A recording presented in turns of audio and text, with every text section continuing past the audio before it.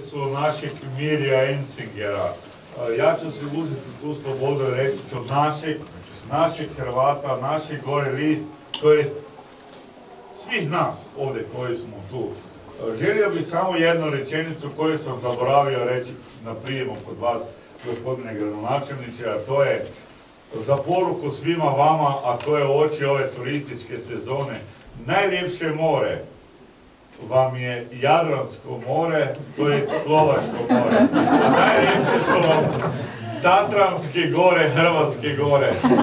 Svi vam skupa, što vam drugo reći nego hvala lijepa, da nas dragi Bog poživi, da se još nađemo mnogo godina i da ovu kulturu, odnosno ovaj suživot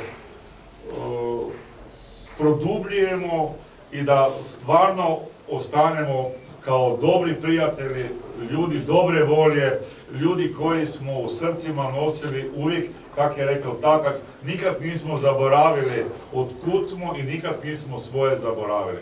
Pa prema tome, ja se toplo nadam da ovdje, u ovoj sredini, su ljudi koji imaju hrvatski korijen, koji nikad neće hrvatski korijen zaboraviti.